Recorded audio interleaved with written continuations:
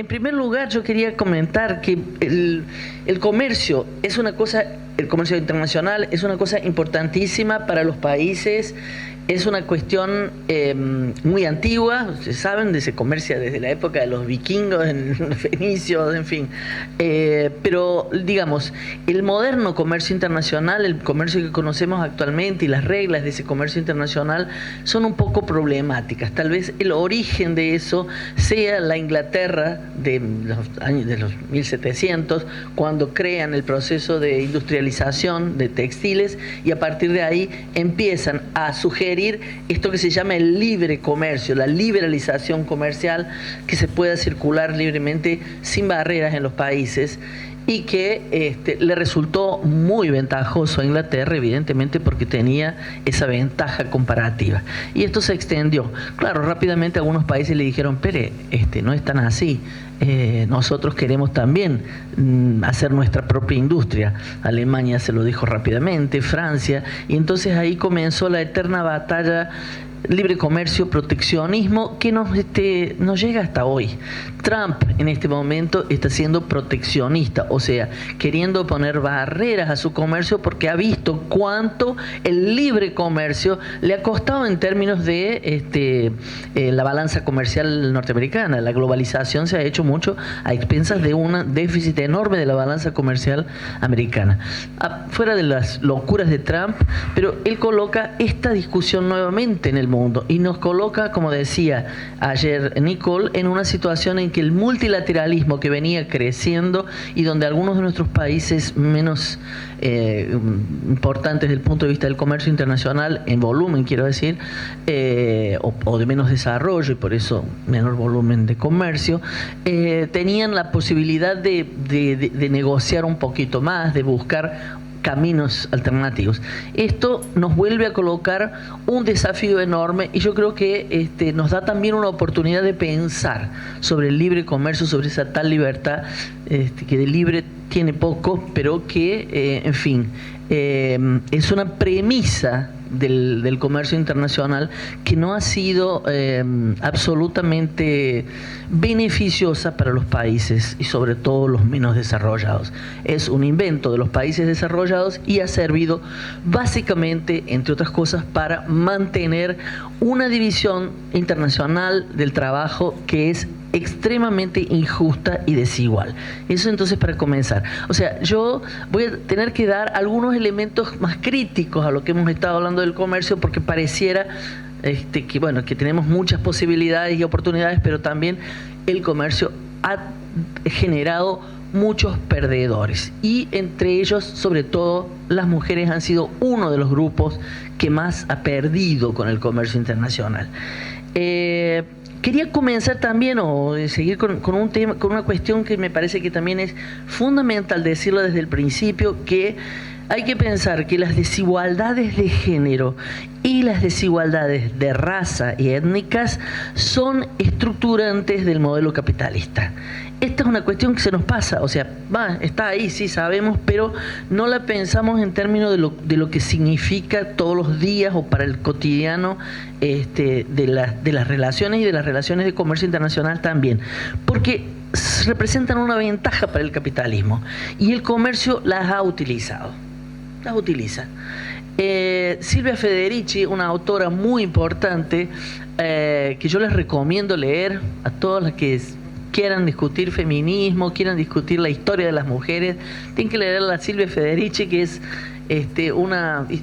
casi diría una economista, pero una historiadora, y ella dice, en su libro más conocido, que es El Calibán y la Bruja, la domesticación del cuerpo de las mujeres, la acumulación primitiva de capital, ella dice que la expansión del capitalismo moderno se ha hecho en base a 3 pies, y esos 3 pies son: primero, el colonialismo, el elemento enormemente importante para hacer que los países, sobre todo los países del sur, los países más pobres, hayan generado riquezas que pasó en cantidades ingentes hacia los países del norte, hacia Europa fundamentalmente, y después Estados Unidos. Ese es el primero. El segundo que ella menciona es el tráfico de esclavos. El tráfico de esclavos es otro componente de esta enorme acumulación primaria de capital que el capitalismo moderno ha tenido. Moderno, digo, me refiero a los años 700, digamos, en adelante, 1700, 1800 en adelante, ¿no? Y, bueno, en caso de América es 1500, digamos, ¿no? De la colonización. Y el tercer pie, lo digo, lo menciono todo esto rápidamente, ella lo explicita mucho mejor. El otro punto es la domesticación del cuerpo de las mujeres. El aprovechamiento de las mujeres para el trabajo doméstico gratuito dentro de los hogares es uno de los elementos relevantes desde el punto de vista de la acumulación capitalista, porque ha sido una enorme cantidad de trabajo que es imprescindible al capitalismo, al modelo productivo, en fin, a la vida, y que se ha hecho básicamente de forma gratuita. Es una cantidad de trabajo, muchas de las feministas, la economía feminista, Alma en este momento está justamente en un encuentro de economistas feministas discutiendo cómo se cuantifica, cómo se piensa este trabajo doméstico gratuito, que es la base de la subordinación de las mujeres. Por eso yo soy enormemente partidaria, digamos, me gusta mucho pensar que el tema de la superación de la desigualdad, de la división sexual del trabajo, es la base de las sociedades más igualitarias. Es básico. Este es un tema que nosotros las mujeres lo tenemos que intentar llevar permanentemente y llevar en todos los temas que hagamos, y entre esos estos del comercio también, yo creo. Entonces, esas premisas un poco más generales, quería decir que el comercio en realidad, este comercio que tenemos, y sobre todo a partir de la creación de la OMC en el 95 y a partir de la negociación de una gran cantidad de tratados comerciales que comienzan con el NAFTA, que tuvieron una expresión importante en América Latina con la propuesta del ALCA. Algunas de ustedes, un poquito más antiguas, se deben recordar, las más jóvenes tal vez no, pero el ALCA como una propuesta de libre comercio de las Américas entre Estados Unidos y todos los países de América Latina, que no, menos Cuba, ¿no? Cuba no entraba en la propuesta norteamericana. Y que llevó a una lucha muy fuerte en América Latina para el rechazo de esto por parte de gran parte de los movimientos sociales, por las condiciones que esto significaba de desigualdad y de un acuerdo en que tenía un país con una enorme, casi dos países, digamos, también Canadá, con un gran poderío económico, sobre todo Estados Unidos, con una industria muy desarrollada frente a 30 pocos países sin ninguna estructura, tal vez un poquito más Brasil y Argentina y algunos más, Perú, en fin, pero básicamente una desigualdad muy grande entre los países que se analizaba en aquel momento, y varios países también lo analizaron y rechazaron el ALCA. En fin, en 2005 se paran las negociaciones, pero digo, esto era digamos la propuesta, y ese comercio en realidad yo diría que tiene dos componentes. Uno es la parte de lo que se puede decir que es comercio, y que ni siquiera una parte que es la liberalización comercial, esta cosa de la apertura de las fronteras el acceso de mercancías, y tiene una parte también ligada a la liberalización de las inversiones. En realidad, es el corazón de las negociaciones comerciales. No es tanto los productos, es mucho más fuerte el tema de la liberalización de las inversiones, el libre flujo de los capitales. Todo esto surge en el mundo, todo esto surge como una necesidad, y el comercio toma una importancia enorme, brutal en los últimos 60, 70 años, sobre todo después de la Segunda Guerra Mundial, porque va a venir todo este proceso de lo que llamamos la globalización productiva. Un producto que se produce un pedazo en China, otro pedazo en México, otro pedazo en África del Sur, se junta todo en Haití y se vende en cualquier lugar del mundo. Y para eso se precisa el comercio y reglas para ese comercio, reglas que faciliten ese comercio, y que faciliten sobre todo el flujo de inversiones, que es lo dramático que estamos viendo en este momento, donde el capitalismo se ha convertido en un sistema de alta financiarización, ¿no? La globalización financiera, o sea, donde esta lógica del flujo de los capitales es fundamental. Entonces no podemos pensar solamente comercio, sino que lo tenemos que pensar con esta cuestión de las inversiones. Y esto ha sido uno de los temas que más ha causado. No tengo tiempo de explicar todos los detalles porque las negociaciones comerciales tienen una serie de detalles en sí. La de las inversiones, si es un tema, no es un tema, es un nuevo tema. En fin, todas cuestiones que están en la discusión, sobre todo en la OMC y también en los acuerdos bilaterales o regionales. Pero bueno, lo podemos entender a partir de pensar el interés de las economías que están en desenvolvimiento, las economías menores, en atraer inversiones extranjeras y también un interés enorme de las empresas transnacionales, los grandes actores de este modelo de globalización, para expandir y globalizar su producción, maximizando sus beneficios y promoviendo la instalación de nuevas modalidades productivas en muchas regiones del mundo. Esos acuerdos de liberalización de inversiones ofrecieron grandes facilidades de instalación a las empresas transnacionales sin una contrapartida de lo que antes se llamaba los requisitos de desempeño. Antiguamente los países le decían a las empresas cuando llegaban: mire, usted puede poner aquí una fábrica, pero tiene que poner contraparte, mano de obra nacional, fabricar aquí una parte de los productos, tiene que tener tanto tiempo mínimo de instalación. Bueno, esta liberalización de inversiones fue quitando todas estas como barreras que son los requisitos de desempeño, lo que antiguamente se llamaba requisitos de desempeño, para promover esas inversiones.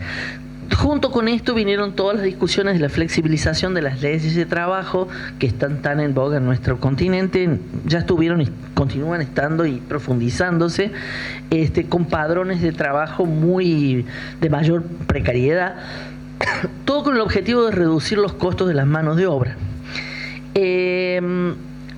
Esto, en realidad, en este contexto, una de las ventajas ofrecidas a los inversores extranjeros por diversos gobiernos de los países en desenvolvimiento fue la disponibilización de contingentes de mano de obra barata, especialmente de mujeres. Generalmente para producción de bienes intensivos y en general también de baja cualificación.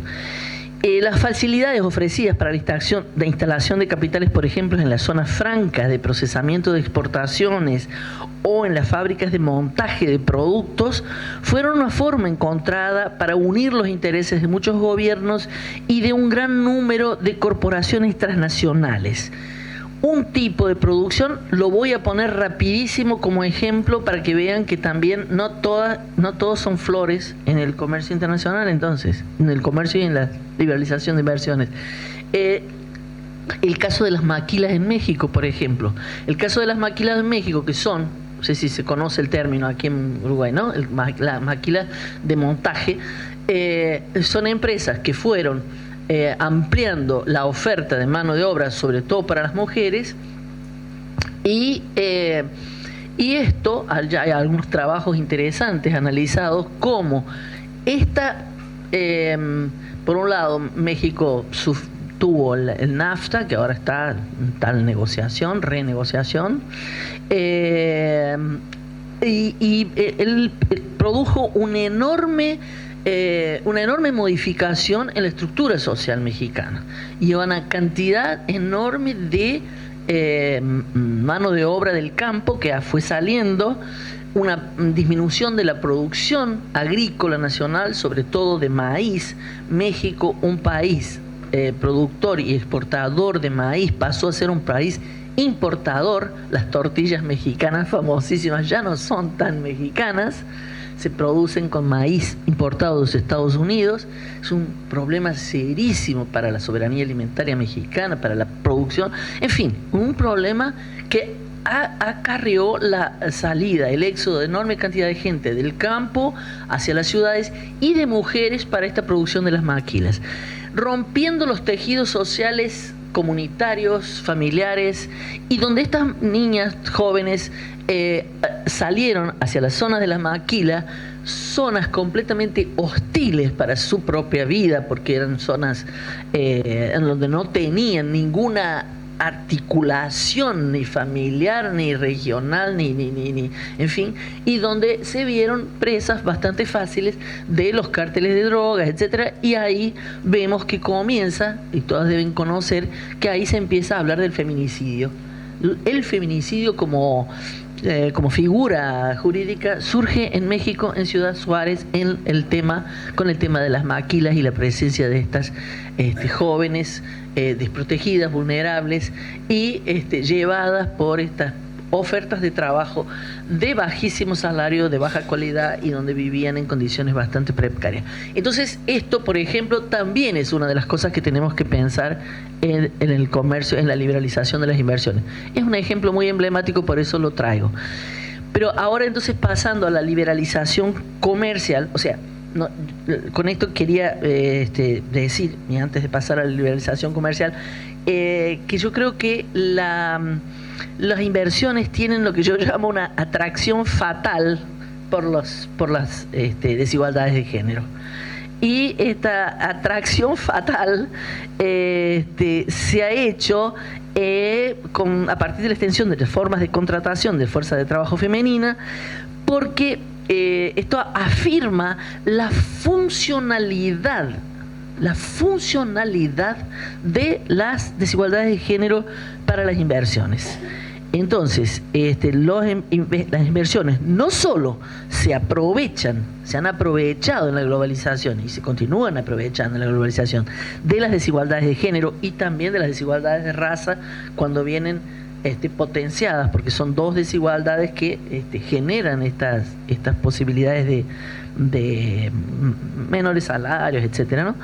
Entonces, no solo aprovechan de esas desigualdades, como también las profundizan. Se sienten atraídos por ellas y las profundizan. Esto es una cuestión, por eso yo ayer le preguntaba al subsecretario el tema de las inversiones y de los requisitos de desempeño, las reglas de las inversiones, porque esta es una cuestión muy central para pensar cuáles son las inversiones que vienen y qué condiciones tienen esas desigualdades, qué condiciones tienen inclusive para ayudar a superar las desigualdades de género, ¿no? Este es un tema que me parece bastante interesante de irlo pensando. En relación a la liberalización comercial, voy a tratar de hacerlo lo más rápido posible. Nosotros desde la Red de Género en el Comercio hemos trabajado básicamente dos puntos de vista, digamos, siempre en relación al trabajo, pero considerando él en su dupla perspectiva para las mujeres, o sea, a partir del trabajo productivo remunerado, una perspectiva de trabajo, y la otra a partir del trabajo no remunerado o reproductivo, el trabajo que no pasa por el mercado, ¿no? Con relación al trabajo productivo remunerado, al mercado de trabajo, a las mujeres en la mano de obra, lo que les decía es entonces, en el contexto de la globalización hay una vinculación creciente entre mano de obra femenina y fabricación de productos. Y justamente, como explicaba para las inversiones, también para el tema del comercio, la condición desigual en las sociedades de las mujeres, especialmente las mujeres pobres, enfrentaron los procesos de globalización y de liberalización económica con mayores dificultades, y por eso en muchos países son contadas entre los que se llaman los perdedores del comercio. Esto ya está en la bibliografía. Existen ganadores y perdedores del comercio. ¿Cómo hacemos para que los perdedores sean menos o sufran menos, obtengan?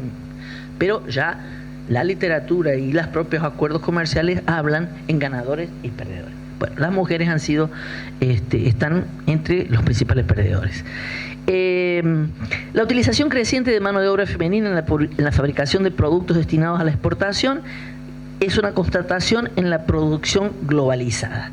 Hay dos autoras interesantes, Elson y Pearson, que mencionaban ya en la década del 80 que el aumento del trabajo femenino en las fábricas, ellas hablaban de las fábricas del mercado mundial, basado en la presencia de mujeres contratadas por salarios muy bajos y en condiciones precarias. Desde entonces, una enorme cantidad de estudios han confirmado el vínculo entre esa producción para la exportación y el empleo de las mujeres.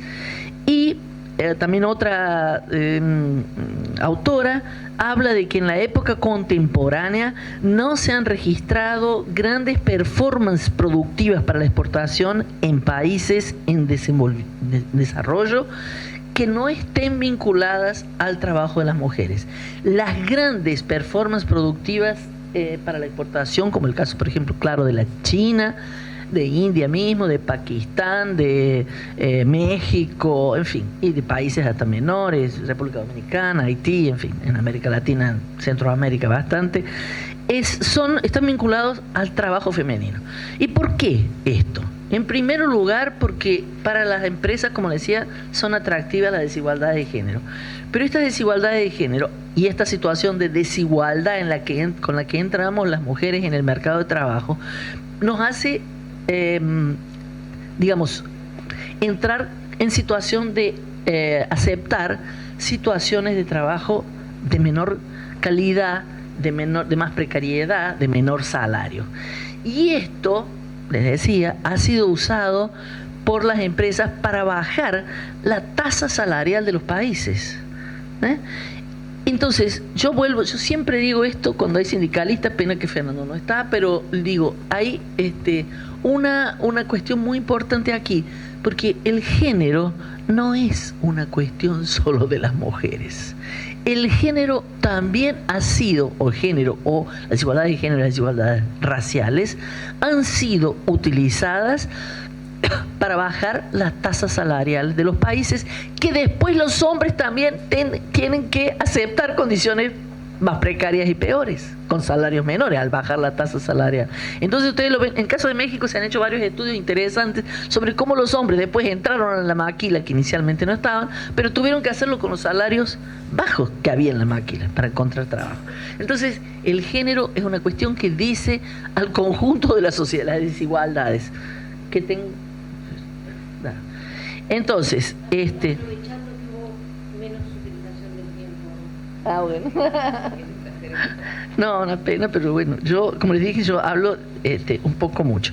Bueno, lo siento, ¿saben qué pasa? Sí, son 20 años casi que la Red de Género y Comercio viene hablando de estos temas y no tenemos tantas oportunidades, intereses de plateas que quieran hablar del tema. Entonces, por eso esta proposición de Carmen nos ha venido como anillo al dedo y realmente es recuperar un debate que creo que también el debate se vuelve a aparecer porque las negociaciones comerciales vuelven a tomar un peso importante. Aquí estamos viviendo en este momento un proceso muy complejo de negociación con la Unión Europea que se arrastra desde hace muchísimos años y que en este momento están con una tentativa de llegar a un acuerdo y por suerte las negociaciones del Mercosur en este momento están en la presidencia pro tempore de Uruguay, que eso nos da un poquito más de tranquilidad porque hay una voluntad política, la verdad, en países como Brasil y Argentina de hacer a todo costo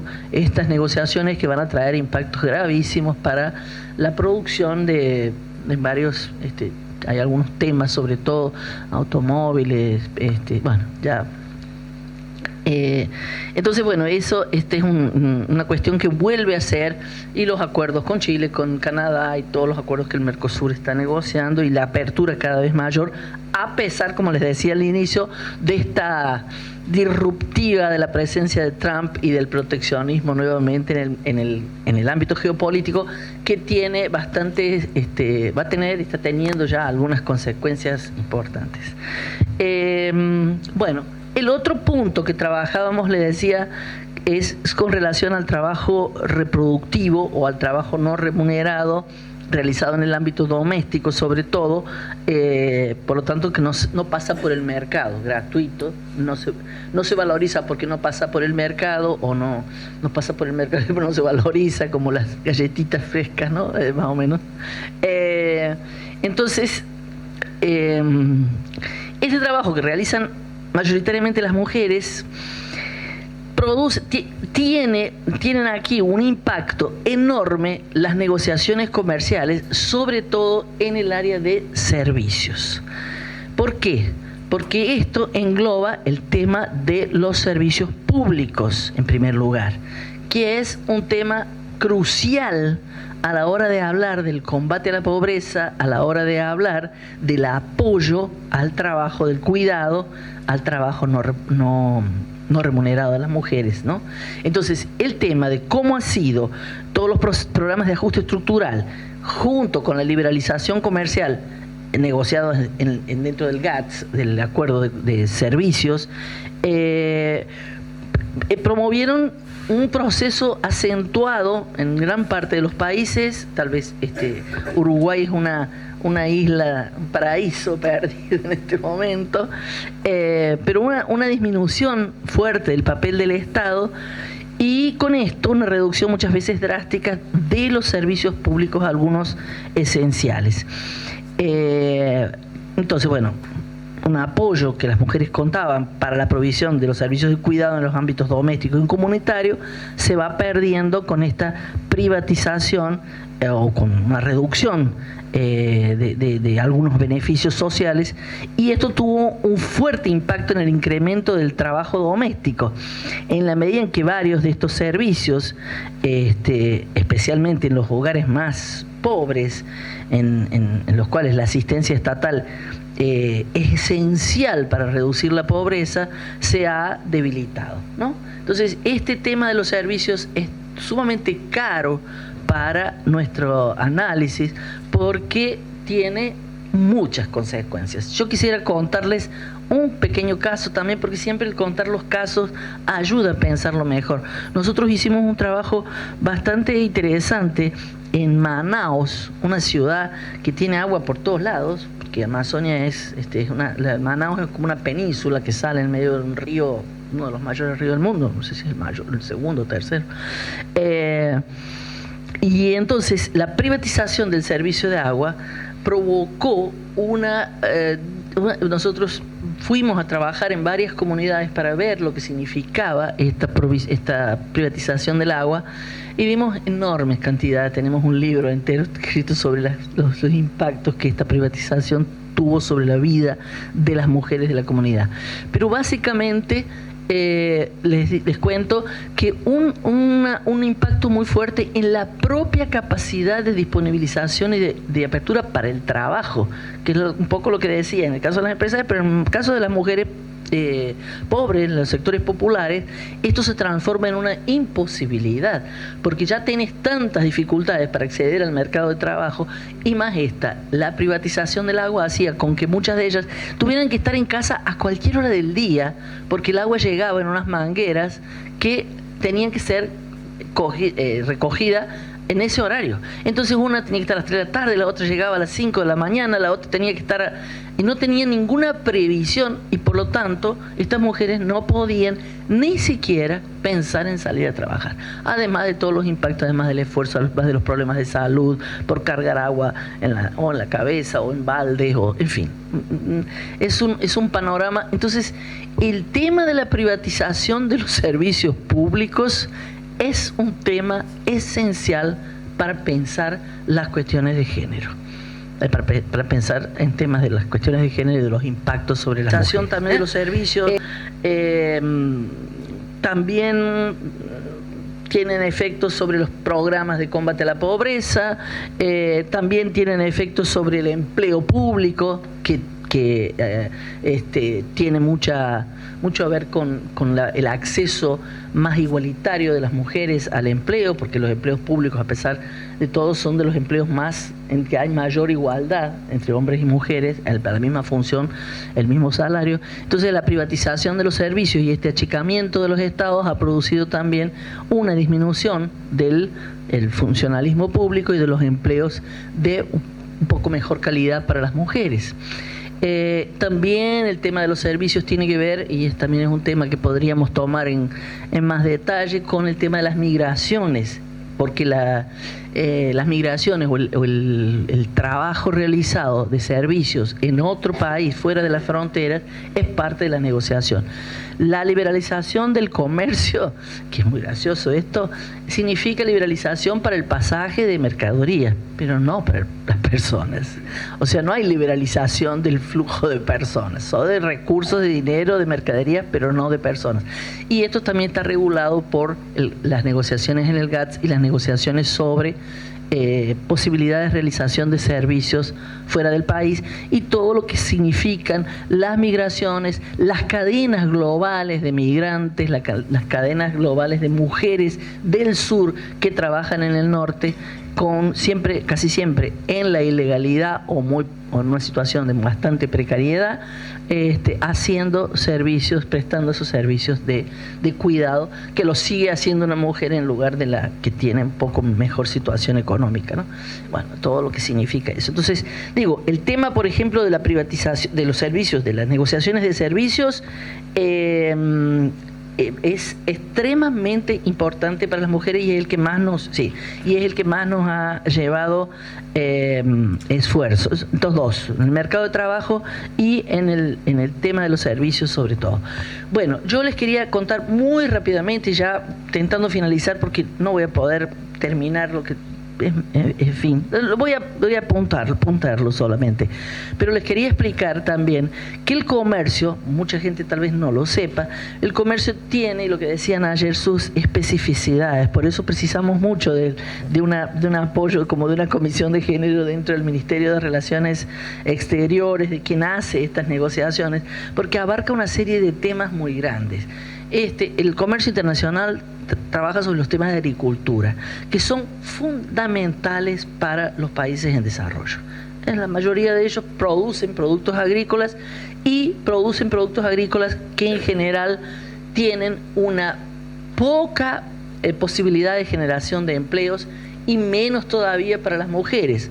Y cuando lo tienen, como en el caso de Colombia o de México, lo tienen en sectores de exportación de condiciones precarísimas de trabajo, bajísimos salarios, por ejemplo, la producción de flores en Colombia, digo, un caso, ¿no? Entonces, este tema, por ejemplo, y es un tema central para la discusión de la soberanía alimentaria de los países, de la capacidad de los países de regular los precios, porque los precios están todos regulados por el comercio internacional, y entonces esto crea situaciones muy complejas para los países en relación a sus propios productos agrícolas. Lo dejo por ahí para que entiendan que es una negociación la más importante o la más compleja tal vez de todas las negociaciones que hay en la OMC. No la más compleja, pero la más dura, porque los países del norte han tenido sus propios intereses y han defendido inclusive la posibilidad de ellos utilizar subsidios a la producción en cuanto no lo permiten a los demás países el uso de subsidios a la producción, y esto es una pelea que ya ha dado batallas importantísimas en la OMC, como la batalla de Cancún en el año 2003, que fue un buen ejercicio. En fin, hay el tema de los servicios, como les decía, el tema de la propiedad intelectual, un tema gravísimo y muy importante para las mujeres porque trabaja sobre el tema de la salud pública y el precio de los medicamentos. Las empresas farmacéuticas transnacionales son en este momento las empresas con mayor lucratividad en el mundo, por encima de los bancos. Yo no lo imaginaba, pensaba que eran los bancos, pero parece que por en cuanto son las empresas farmacéuticas. Y el tema de la propiedad intelectual, justamente un tema comercial que no es comercial y no es de liberalización comercial, al contrario, es un tema de apropiación no es para liberalizar, no es para permitir el acceso libre de remedios en cualquier lugar, sino al contrario, es para asegurar la propiedad privada, la propiedad intelectual. Entonces es un tema de comercio que no es de comercio y están vendiendo ahí gato por liebre, porque esto tendría que ser en otro lugar. Pero bueno, el tema de las compras de gobierno Otro tema importantísimo, y esto muy ligado al emprendedurismo de las mujeres, a las mujeres empresarias que pueden tener, en los gobiernos que pueden tener una herramienta en las compras de gobierno para favorecer las pequeñas unidades productivas, las unidades de mujeres empresarias, y que realmente también está en el interés de la mayoría de los gobiernos, está en el interés de la Unión Europea, por ejemplo, ahora, donde pasamos a competir en igualdad de condiciones con las empresas transnacionales, con las pymes, con todas las empresas de los países que sea liberalizado el comercio. Esto es muy complejo también para nosotras mujeres. Es una herramienta muy fundamental de los gobiernos y nos pasa un poco desapercibida y a la correría. Y quería mencionar, entre otros, son varios otros temas, pero el tema de los productos industriales, que ahora está en la discusión en el Mercosur, Unión Europea, sobre todo en el tema de los automóviles, tal vez Viviana lo sabe mejor que yo, pero bueno, en Brasil es un tema complejo porque hay una producción de empresas de automóviles y hay ahí un fuerte desacierto con las empresas productoras, que son, la mayoría son las que vienen a producir aquí, ¿no? No hay producción de automóviles nacionales en nuestro país.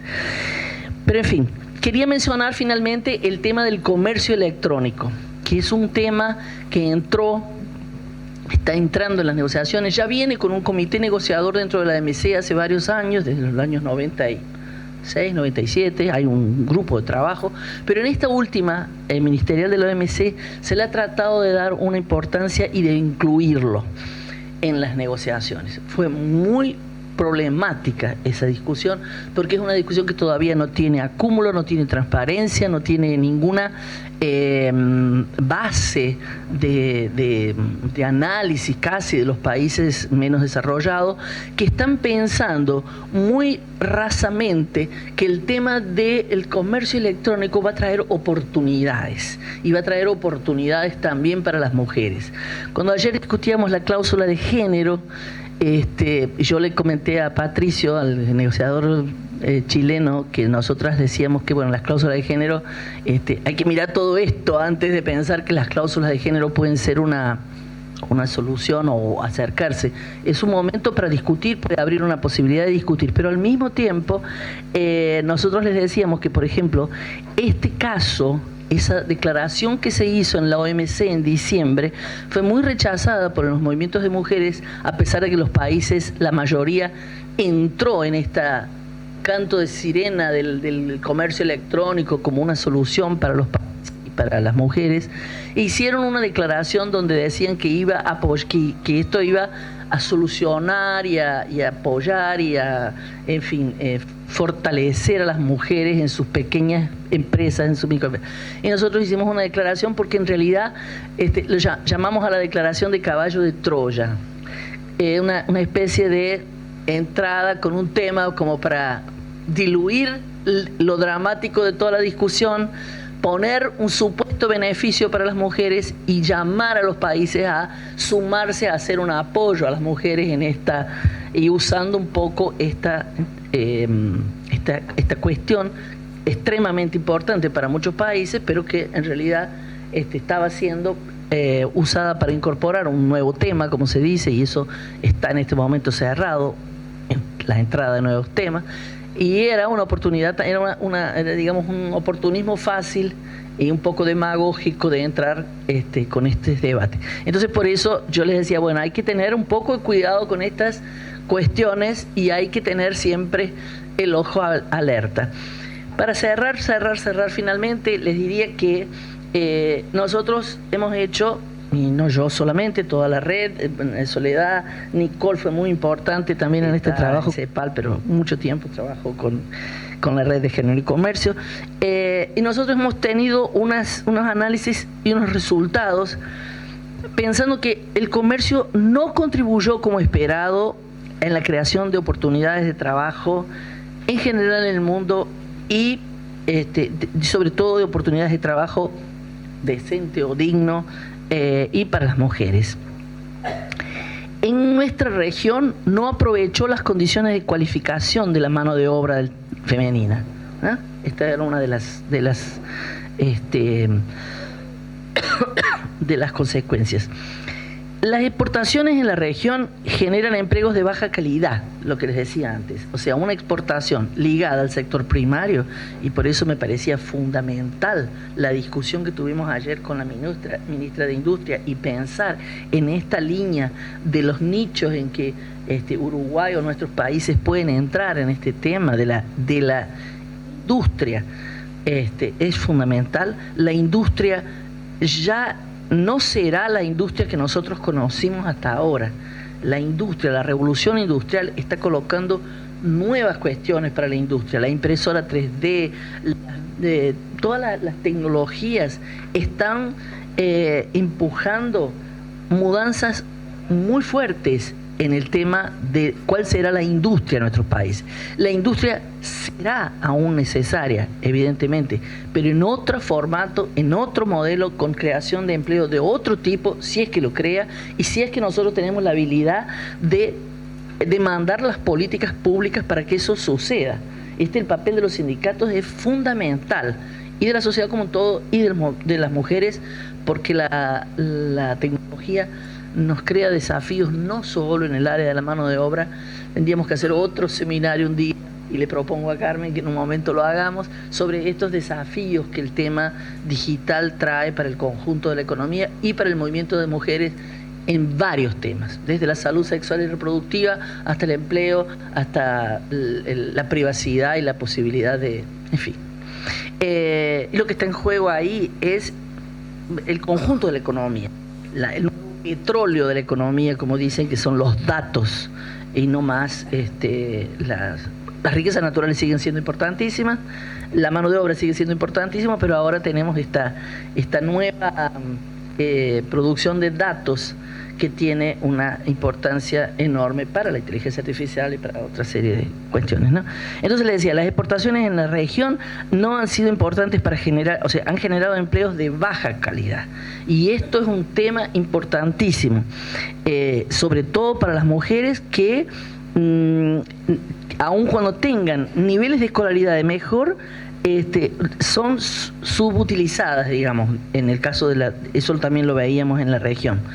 No contribuyó para romper la segregación, todo lo que decía ayer Nicole y Soledad. No aprovechó la calificación de la oferta de trabajo femenina.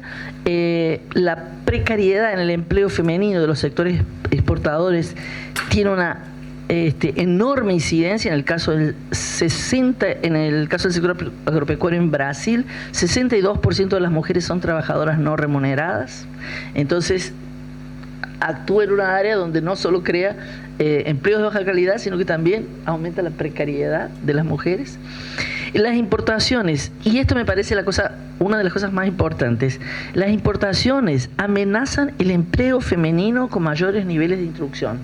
O sea, las importaciones que son en productos de mayor valor agregado, han amenazado justamente los sectores donde las mujeres encontraban los mejores empleos, que son ¿cuáles? Las industrias. Y por eso el proceso de desindustrialización enorme que estamos viviendo. Y nuestros países, no Uruguay, gracias. No tengo palabras para... No, porque afuera se ve muy bien eso. Ustedes por ahí no lo piensan o lo perciben tan fuerte, pero ¿no? El proceso de industrialización brasilero es brutal. El proceso de Argentina es brutal. La desindustrialización promovida por estos modelos de importación de productos de bajo valor agregado, de mayor valor agregado, y donde hemos quedado en la producción de materias primas, minería, materias primas agrícolas, minería, y bueno, este modelo de desarrollo y todo este tema, que lo dejo entonces un poco por ahí, porque realmente creo que tenemos ahí un desafío enorme en América Latina, y un desafío en el cual no estamos en las mejores condiciones de disputarlo. Estamos viviendo situación de déficit democráticos profundos, de manipulación inclusive, me parece, a veces de los resultados electorales, se podría decir, y esto es muy difícil de probarlo, pero uno lo está viendo, cómo la influencia de los medios de comunicación, en el caso de Argentina es brutal, creo que en el caso de Chile se puede hablar de algo semejante, pero digamos esta globalización financiera y esta liberalización comercial obstaculizando el desenvolvimiento industrial de los países del sur. Y cómo podemos pensar estos nuevos procesos de industrialización, cómo podemos avanzar en esos debates, porque si no quedaremos definitivamente rezagados. Bueno, muchas gracias, Graciela, y muchas gracias a todas las panelistas. Ha sido una mesa diversa, donde en realidad uno de los objetivos que tenemos planteados de manera como muy importante y como desafío en lo que estamos intentando generar en el debate es el reconocimiento de la necesidad de articular intereses que muchas veces son distintos y que hay una clave en la articulación, que es promover espacios realmente desde el diseño de las políticas públicas donde esos distintos intereses se expresen desde el propio diseño. Y aquí me parece que tenemos una clave en la construcción de políticas públicas en un Uruguay que sigue, yo digo, un poco a contrapelo de tendencias que existen en la región, intentando que el Estado cumpla un rol importante en materia de construcción de políticas públicas en articulación con la sociedad. Sabemos que esto, como enunciado, es seguramente una voluntad, ayer lo vimos en varias expresiones de representantes gubernamentales. Sabemos luego que esto se tensiona mucho en la vida concreta y se tensiona porque efectivamente hay permanente disputa de intereses en la construcción de las políticas públicas, y es una característica que yo creo que además debemos abrazar, porque en realidad es una característica que de alguna manera indica también que la existencia de la política pública en esta cuestión que a mí me gusta mucho como definición de la política pública, que es como ese espacio privilegiado de articulación del Estado con la sociedad.